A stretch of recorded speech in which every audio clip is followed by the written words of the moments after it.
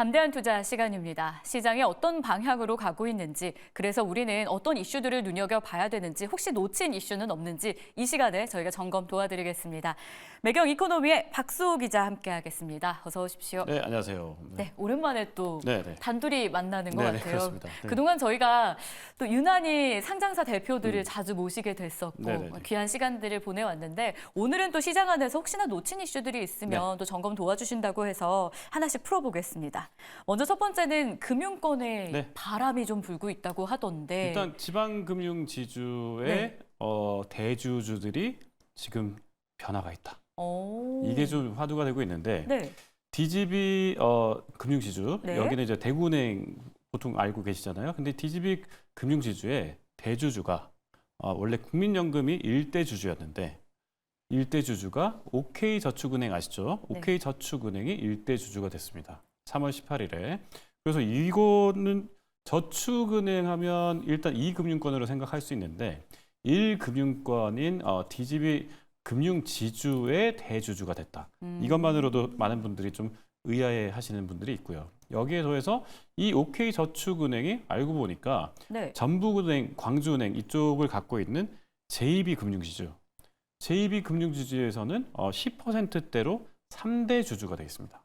근데 또 JB금융지주에서도 3대 주주가 됐는데 여기에 지분율을 최근에 조금 더 올려서 이제는 10.68%로 늘어나 있습니다.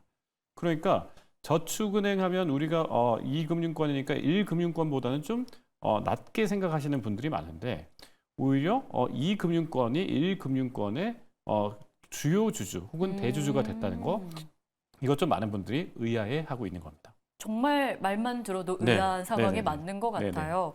그렇다면 OK저축은행은 이 지방은행 투자를 계속 늘리는 이유가 있지 않을까라는 궁금증도 같이 네. 생기거든요. 어떤 배경이 있어요? 제가 그래서 아예 여기에 홀딩스 대표님께 직접 네. 전화를 해서 이게 어떤 의미인지 물어봤습니다. 네. 그런데 단순 투자다. 공시에도 그렇게 냈다. 이렇게 이야기를 해요. 그러면 단순 투자만 해도 지금 사실 밸류업 때문에 투자에서 지금 배당 성향이 굉장히 지금 높아지고 있지 않습니까? 지금 JB라든지 DGB 모두 배당 성향에서 30% 가까이 높아져 있는 상태입니다. 그러니까 28%에서 30% 가까이 높게 형성되고 있기 때문에 그래서 배당을 많이 받을 수 있었습니다. 그래서 지난해 3분기까지 DGB만 놓고 보면 300억 원 이상의 그 배당 수익이 났습니다. 그러니까 이것만 놓고 봐도 그러면 OK저축은행 입장에서는 그동안 뭐 다른 것에 투자하는 것보다 오히려 여기에 지분을 늘려놓고 배당을 받는 것만으로도 원래 저축은행에서 받는 그 전체 3분기까지의 누적 순이익이 한 700억대 정도 되는데 300억대 가까이를 배당금으로 챙겼다니까 이거 쏠쏠한 장사인 것 같다. 이렇게 볼 수는 있죠. 그래서 그러면 끄덕끄덕 하면서 네, 대표님 말씀 맞네요. 여기까지만 되면 네. 사람들이 이제 끝 이렇게 생각할 수 있는데 다음이 있습니까? 아니 근데 여기 그 OK저축은행이 OK금융그룹이지 않습니까? 네. 여기에 대주주가 최윤 회장인데 최윤 회장이 했던 말이 종합금융그룹으로 우리는 도약하겠다. 이렇게 청사진을 밝혔습니다. 그런데 지금은 대주주가 됐을 때 무슨 의도? 그랬더니 단순 투자. 이렇게 하면 종합금융그룹으로 간다는 회사가 지금 대주주가 되는 거는 단순 투자. 이거 앞뒤가 조금 안 맞지 않나? 이렇게 생각하니까 앞으로 OK저축은행뿐만 아니라 OK금융그룹 자체가 이제 이 금융권에 직접 들어오는 것이 아니냐 이렇게 생각할 수 있는 거죠. 그런데 OK금융그룹이 이제 이렇게 될 수 있다는 생각이 드는 게 이전까지는 대부업을 했어요. 러시앤캐시, 네. 미즈사랑 이런 것들을 갖고 있는 대부업을 했는데 이 대부업을 했던 것들을 정부 권고로 인해서 포기했습니다. 그러니까 라이센스를 반납했습니다. 이제 정부가 권고한 대로 반납을 했으면 그 다음에 어떻게 해요? 앞으로는 그러면 이제 금융그룹의 투자가 가능한 이제 상황이 됐다. 이렇게 정리할 수 있겠죠. 그래서 OK금융그룹이 단순 투자다 이렇게 하는 표현들 자체가 지금은 의아하다. 계속 이렇게 갸우뚱할 수밖에 없는 그런 상황입니다. 근데 문제는 지방은행을 아무리 대주주가 되더라도 가장 많이 확보할 수 있는 그 주주의 물량은 15%. 네. 그러니까 15%니까 지금 현재 DGB는 8%, JB는 10% 정도밖에 안 돼서 앞으로 더 늘리더라도 여기까지 늘리는 데는 꽉 채워도 한계가 있을 수 있다. 이렇게는 볼 수 있겠죠.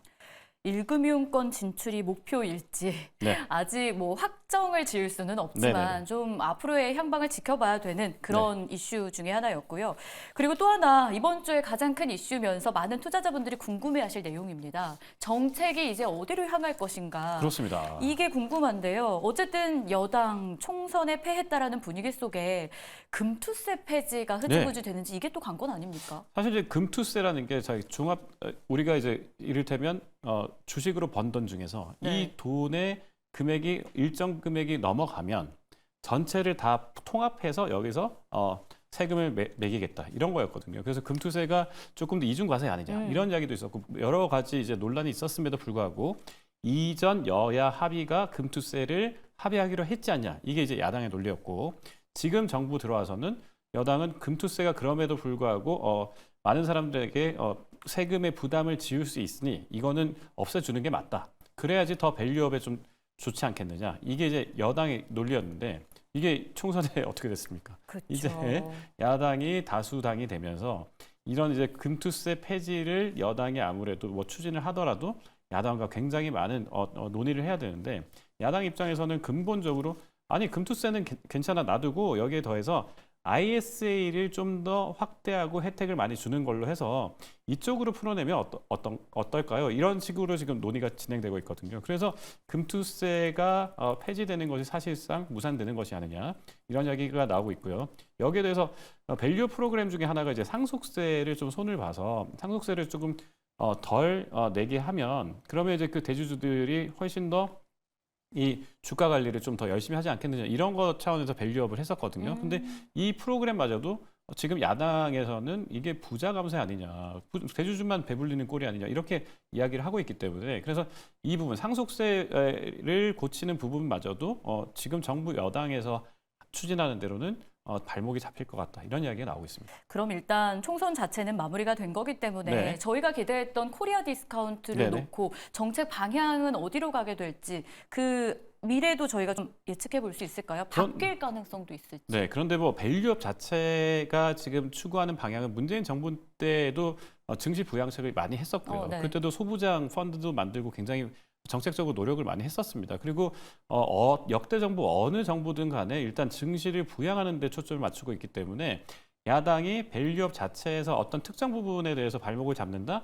이 부분은 조금 어려울 수 있고요. 앞으로 뭐 여기까지 야당이 건드리는 건 좀 어렵다 이렇게 볼 수 있는데 다만 그 세제 혜택 그러니까 뭐 자사주를 매각한다든지 매입한다든지 아니면 뭐 이렇게 그 여러 가지 주주 친화적인 정책을 폈을 때 이거의 세제 혜택이 대주주에게 많이 가는 이런 정책들 이런 것들은 좀 야당이 앞으로도 제재를 좀 가할 수 있다 이런 부분들이 밸류업에서 약간의 균열이 있을 수 있다 이렇게 볼 수 있고요. 그다음 여당은 그 대신 이제 민생지원법 그러니까 국민들 모두에게 25만 원씩 나눠주자 이런 이야기 했었지 않습니까? 네. 그러면 25만 원씩 나눠주면 이거 가지고 주식 투자를 하시는 분도 있지 않을까? 이렇게 생각할 수도 있는데 돈이 풀리니까. 그런데 이 부분은 좀 약간 단편적인 생각이 아닌가 이런 사람들도 있긴 하지만 어쨌든 야당에서 밀어붙인다면 이건 역시 어쨌든 그 증시 부양책에 어느 정도 도움이 되지 않을까 이런 부분도 있어서 앞으로 이 부분들을 면밀히 좀 검토해야 될 것 같습니다. 좋습니다. 총선 그 이후 저희는 이 증시 안에서의 정책 방향 어떻게 될지 먼저 정리를 해봤고요. 이어서는 건설사도 또 하나의 이슈를 안고 있어서 체크를 네. 해봐야 될 것 같아요. 4월의 위기설, 이 실체에 대한 기사가 있더라고요. 네네네. 좀 구체적인 내용 먼저 들어보겠습니다. 자, 일단 이 4월 위기설은 한국에서뿐만 아니고 미국에서 똑같이 나오고 있습니다. 왜냐하면 네. 미국에서는 4월 15일이 됐을 때 미국의 부가세를 내는 날이 나옵니다. 그래서 부가세를 내게 되면 어떻게 정부가 한꺼번에 세금을 확 빨아들이죠. 그러면 어떻게 돼요? 시중의 유동성이 이제 이렇게 확 줄어들면서 일시적으로 이제 그 유동성 위기가 오고 이게 이제 짧지만 경제 위기가 살짝 올 수 있다. 이런 이야기를 할 수 있는데 쇼크가 올 수 있다. 이런 것들이 4월 위기설인데 이게 한국에서는 어떻게 가고 있냐면 PF의 그 지금 보증 잔액이 굉장히 지금 늘어나고 있습니다. 한 20억 가까이 20조 가까이 늘어나고 있는데 이게 전년 대비해서 한 15% 20% 가까이 늘어나는 이런 상황이고요. 여기에 더해서 지금 건설사들이 지금 3월까지 건설사들이 지금 무너진 곳만 134곳입니다. 그러니까 134곳이 지금 현재 그냥 폐업을 신고했다 이렇게 표현하는데 이게 작년에 3월까지 같은 기간에 대비해서는 12.6% 가까이 늘어난 겁니다. 그러니까 건설사가 지금 폐업을 계속 늘어나게 되면 이 줄 폐업 도산이 4월 달에는 더 늘어나게 되고 이게 이제 경제 위기에 시발점이 되지 않을까 이렇게 보는 분들이 생기는 거죠. 경제 위기의 시발점이 될 수도 네. 있다라는 분위기인데요. 그러면 국내 건설 경기가 좀 풀리는 시점을 찾아본다면 멀었다라고 봐야 됩니까? 아니면 찾아볼 만한 겁니까? 지금은 사실 이제 당장은 지금 풀리기 좀 힘듭니다. 왜냐하면 PF 잔액이 일단 20조 아까 넘었다고 말씀드렸지 네. 않습니까? 이 PF 잔액을 해소하려고 하면 PF가 그러면 이제 그 공사장이 돌아가야 되는 거잖아요. 근데 공사장이 어떻게 돌아가요? 지금 고금리에다가 건설 자재 비용이 굉장히 올라가고 인건비까지 다 올라가 있는 상태에서 지금 지어도 분양가가 계속 높아지는데 지금 미분양이 이제 악성 미분양 그러니까 다 짓고 나서 미분양되는 것만 1만 채가 넘어가고 있습니다. 전국에. 그런데 여기에 더해서 지금 또 밀어내서 시장에 내놨는데 가격이 높아서 사람들이 안 사게 되면 악성 미분양이 쌓이게 되면서 더더욱 힘든 상황이 벌어질 수밖에 없죠. 그러니까 지금 그래서 지으세요 하더라도 지금 지을 수가 없는 상황이 되는 거죠. 이런 상황에서 지금 어떤 새로 또 타겟책으로 정부가 막 여러 가지 지원을 해준다 이렇게 하지만 이런 것들이 좀 위험하고요. 그나마 지금 이제 LH가 뭐 전국에 있는 그 PF 중에 좀 부실 사업장에 있는 PF는 한 3조 원을 들여서 대신 사줄게 이런 이야기도 좀 나오고 있고요. 정부에서도 지금 이제 CR 리츠 이런 것들도 나오고 있기 때문에 이런 부분들은 그나마 좀 도움이 될 것 같습니다. 알겠습니다. 자, 이렇게 해서 증시 안에서 저희가 시장 안에서 놓친 이슈들 점검해 봤는데요. 박수호 기자 함께했습니다. 오늘 말씀 고맙습니다. 네, 고맙습니다.